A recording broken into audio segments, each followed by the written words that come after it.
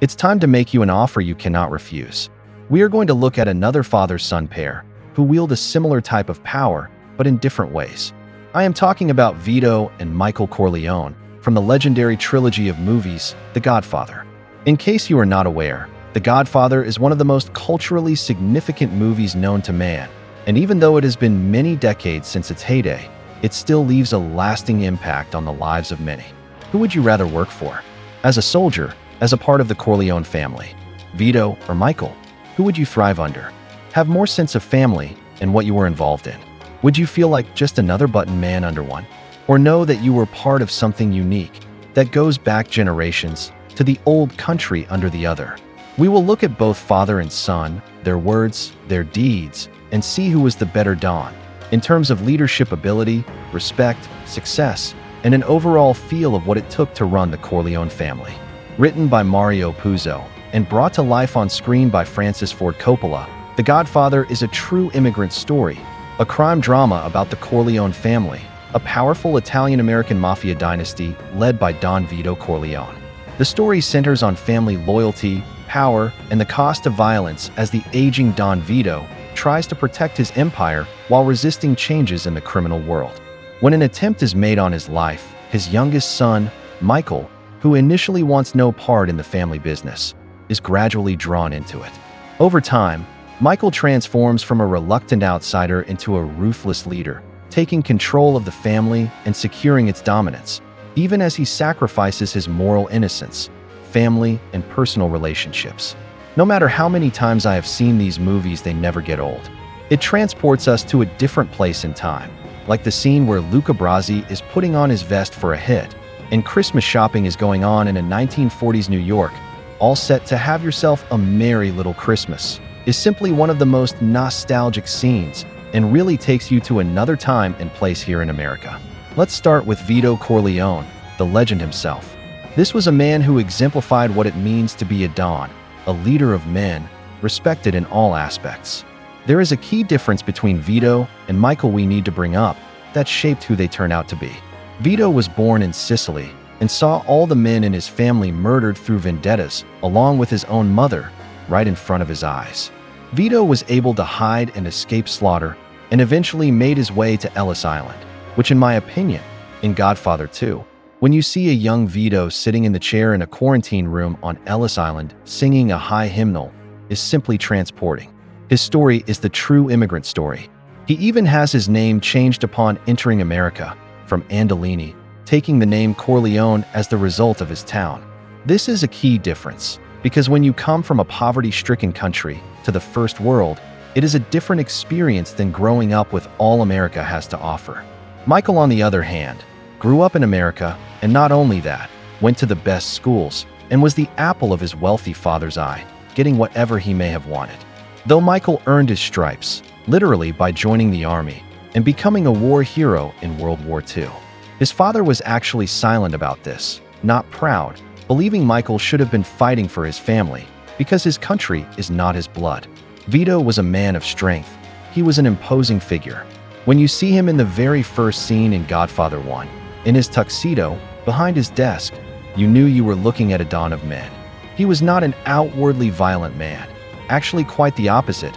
As we see in Godfather 2, when we get a glimpse into the life of a young Vito, we see a quiet guy who only committed acts of hardcore violence if it gained a particular result or achieved a certain goal.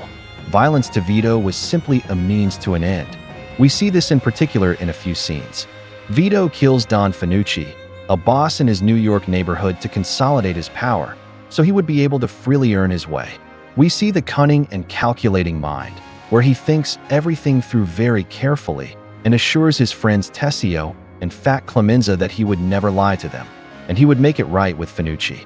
He was loyal to a fault, loved his friends, and said, "Friendship is everything. Friendship is more than talent. It is more than the government. It is almost the equal of family." He did not lie, he did make it right, but committing a horrible wrong. But again, it was what he had to do, not because he reveled in the act itself. We see this again a few years later when Vito travels back to Sicily with his family. Here we see that Vito may have enjoyed the violence just a little bit. I mean, anybody would have when taking revenge on the ones who slaughtered their whole family. Vito violently kills Don Ciccio, the boss who ordered the whole Andolini clan killed, and even took out the couple men who looked for him as a child before he fled to America. This was a mix of necessity and enjoyment from vengeance, but again it served a purpose by allowing Vito to take over Don Ciccio's holdings in Sicily. Also, who could forget when he is dealing with studio head Waltz, and he said, "I'm going to make him an offer he can't refuse," and his prize-winning horse loses his head, calculated with purpose and result-heavy. As he grew into the man we know, he became more sentimental, as most men tend to do.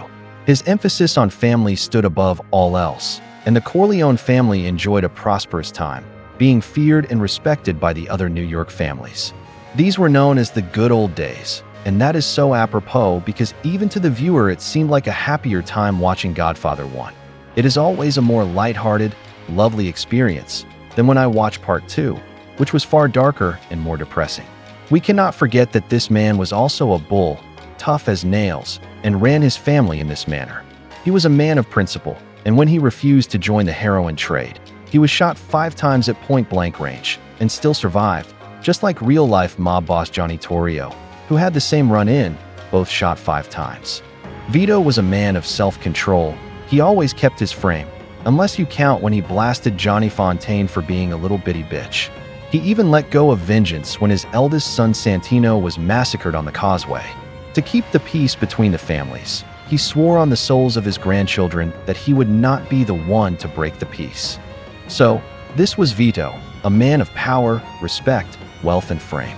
He was also a murderer, caught up in the rackets, intelligent, cunning, and a man who values family above anything else. As he once said, "A man who doesn't spend time with his family can never be a real man." How could you not love this guy? Now, let's take a darker turn and look at his son, Michael Corleone. Michael was a more somber character. Yes, he had characteristics of his father, but was very different from him in many ways. Michael was quiet like Vito was, very intelligent, and with a smaller physical frame, he still managed to hold a lot more fear than his father. He was goal-orientated like Vito, and did not enjoy casual violence either, even though he committed a lot more of it. Michael famously said, "It's not personal, Sonny, it's strictly business," when it came to murdering a New York City police chief. Michael was cold, Vito was warm, and Michael never understood why his father was so damn loved, but he was so feared. It can be said that Vito ran his family like a mom and pop store on a grand scale, but Michael took it to the realms of corporations and Fortune 500, which his father hated. Vito loved Michael most of all, and he knew he would be his most worthy successor because of his temperament. But like any father, Vito said to Michael, "I never wanted this life for you." He wanted him to become Governor Corleone or a senator, but honestly, I think he was content when Michael took over. Michael never wanted it. He said, and I quote, "I loved my father. I swore I would never be a man like him." Well, we know that went right out the window, especially after the shooting of his father, the murder of Sonny, and the blowing up of his wife when he was hiding in Sicily. He famously is always getting pulled back in. Michael took the family to new heights, but paid a high price for it. His life and the story of the Corleone family takes a depressing turn. He turns into a very cold man, pushing his wife away and not seeing the impact this life was having on his children. He unfortunately got the picture though after many tragedies. His wife Kay had an abortion of his unborn son. Then Michael has his last remaining brother Fredo murdered by his best loyal hitman, Alneri, finally culminating at the end of Godfather 3 when his daughter Mary takes a bullet that was meant for him. He was the one who lived and had to live with the guilt of the life he chose. Everyone loathes Godfather 3, but I never had a problem with it. It was simply a continuation of the story, and I enjoyed seeing Sonny's son Vincent become Don, and getting to see Michael fall off the chair in Vito's villa in Sicily. A phenomenal end to the trilogy. Just like his father though, Michael took family very seriously, and even if it was his older brother, he gave a stern warning to Fredo. "Fredo, you're my older brother, and I love you, but don't ever take sides with anyone against the family again, ever." This tells us all we need to know about the younger Corleone, especially after he has Fat Clemenza kill his own brother-in-law Carlo Rizzi for fingering Sonny to the Barzini people. Cold, cunning, certain in his frame, business-minded, family first only in matters of business, and a stern emotionless effect that caused fear more than adulation and love. So, with all of this, who would you choose to serve under if you could? It would be quite simple for me. I would choose Vito any day. Even though the Corleone family saw unprecedented growth under Michael, Vito achieved an immense level of power and wealth, all while sticking to the tenets which he formed coming up in the immigrant neighborhoods of New York. Working for Michael would have been profitable, as we see with all the casinos and international dealings. But the sense of family and this thing of ours was gone. We see it plain as day in how these two characters died. Michael goes alone. Vito goes chasing his grandson, surrounded by family. Vito wins. Vito wins. Vito wins.